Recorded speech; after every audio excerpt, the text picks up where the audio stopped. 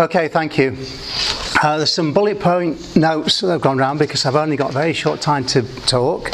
At the back there's also information on my website, my blog, and loads of free downloads and stuff. If you want to know about street trees, if you want to know about local wildlife, nice things about it, but also some of the controversies about it, loads of stuff there, and there's some free stuff to take away as well at the back too.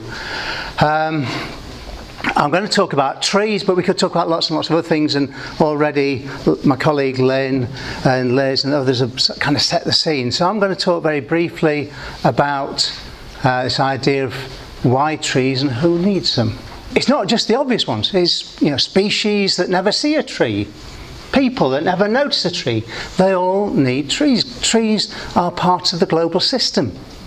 They're part of the green lungs, this little planet that we have the custodianship of, and we live on and we depend on.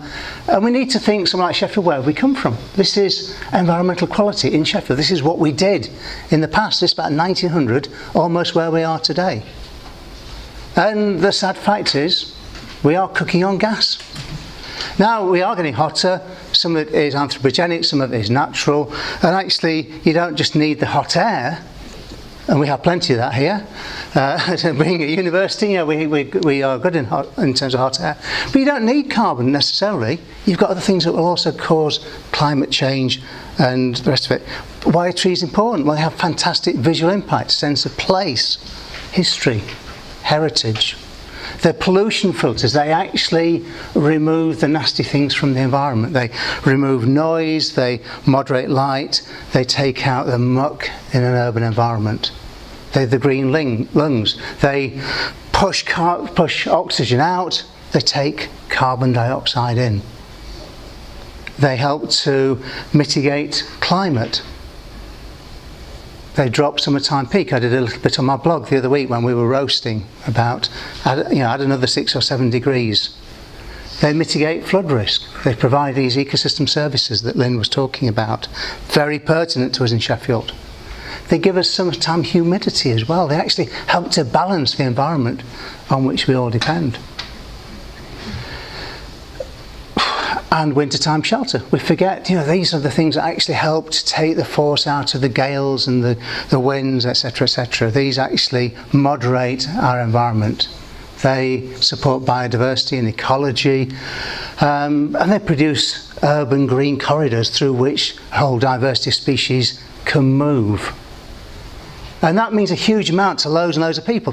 You can wrap it up in scientific terms, but people on the streets of Sheffield love their wildlife. And that loving the wildlife gives them a sense of health and well-being. It makes them healthier, happier, fitter people. And as Lynn has already said, that actually saves us a lot of money as well as a lot of angst. They have economic value. They add to the desire to reside in a place, in a locale. They bring inward investment. They even add to tourism and leisure value. So, these are all things which trees do for us. They're popular. Look at the petition that we've been putting out, which started with our Action for Woods and Trees event, and then local people really getting on that issue. They are political. You can't go around saying the environment is not political. It is. It's deeply political. We need to play the political game. And they're also personal. This is the green man at Halligan. They are very, very personal. They mean an awful lot to individuals. This tree is sadly gone. It's the greatest oak in the world. The great oak of Pontfordog. If you're taking pictures of old trees, use a small person. That's a little Welsh boy. It's about 1900. So I've gone through very quickly a whole series of issues about trees. Who needs them? Why do we need them? There are people, this sounds like one of those Americans, there are people that need trees who don't even know that they need trees.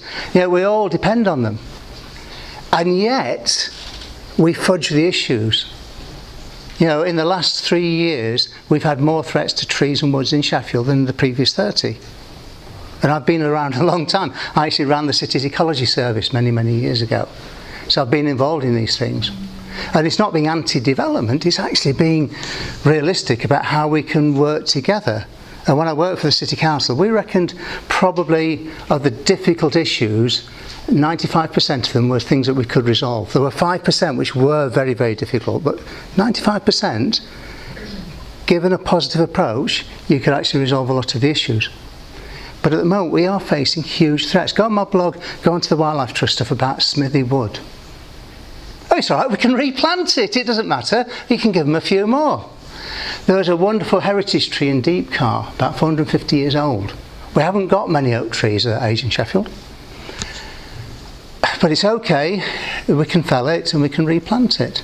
But we won't plant you it won't be in the same place, it'll be somewhere else.